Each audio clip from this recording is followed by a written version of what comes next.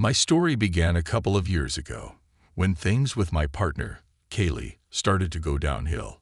It all seemed to stem from her growing desire for excitement, something she felt was missing in her life, especially after her youth. Tensions between us were rising. Kaylee and I had been together for a decade. She was just 20 when we met, and I was 27. At first, both of our families were completely against our relationship, but eventually we managed to find some common ground. Now we have two beautiful daughters. The real distance between us started when Kaylee took a new job. Her coworkers were mostly divorced women, and from what I gathered, they had no problem airing their personal lives, sometimes in the most revealing ways.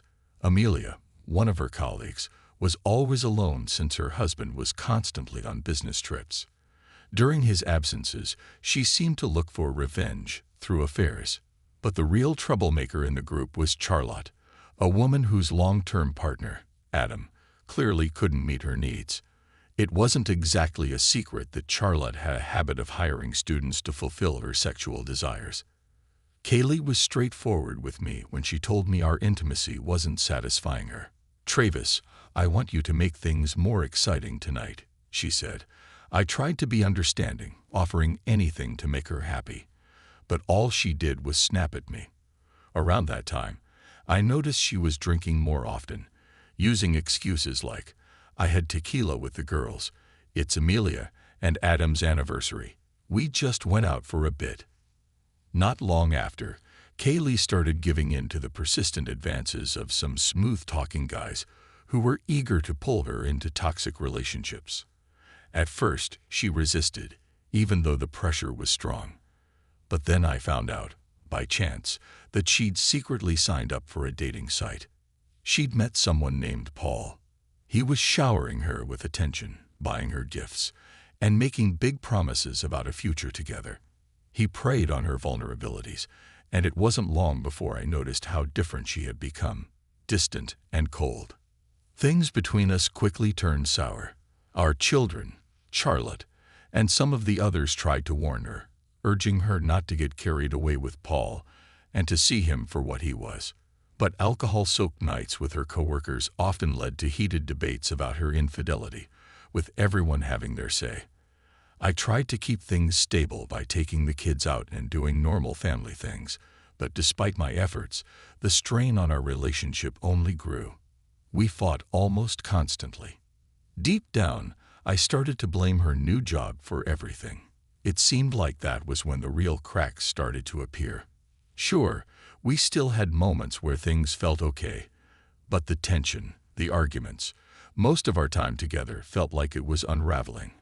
I couldn't ignore it anymore. Skylar's actions were slowly but surely destroying everything we built. The more I dug into the diary, the more the truth came crashing down on me. It wasn't just the field.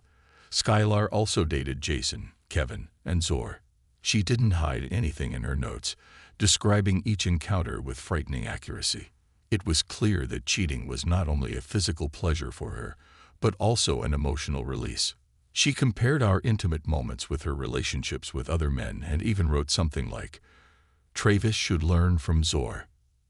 At first, when I found out about the infidelity, I considered leaving her.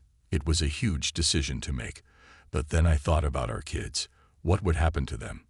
When Skylar came home from work one evening, reeking of alcohol, I realized the time for talk had arrived. Our kids were at my mother-in-law's, and I couldn't bear the thought of them being exposed to their drunk mother. I confronted her. "What have you been drinking this time?" I asked, trying to keep my voice steady. "Oh, nothing, just at a birthday party. We went out for a bit," she answered, brushing it off as if it were no big deal. But I wasn't letting it slide. "Your constant partying and drinking will destroy you, Skylar," I warned. Then I opened up the file on the computer, her diary. I laid it all out for her, her face drained of color as she saw it, and she couldn't deny it.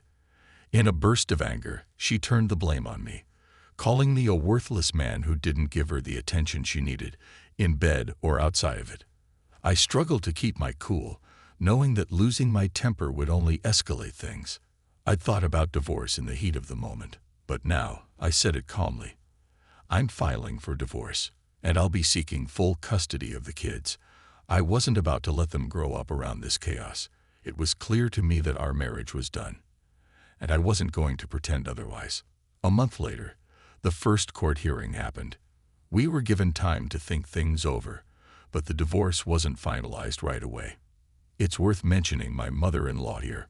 She had never liked me much, always blaming me for influencing her daughter's life choices. She felt I had ruined Skylar's future by encouraging her to take time off from her studies to raise our child. She refused to take any responsibility for the breakdown of our relationship and even threatened to take the kids away. You don't belong anywhere near Skylar or our girls. What do you have to offer them? Your pathetic income is barely enough to get by. Without me, you'd be on the streets, she'd say. I couldn't help but think, and while she's out partying with men, our kids are stuck living with her. But life, as it tends to do, took an unexpected turn. My mother-in-law had a stroke and became bedridden. She now lives in a care facility, spending her remaining days there. Skylar's maternal instincts had failed her. She'd hit rock bottom, living recklessly, only offering the kids sporadic attention when it suited her.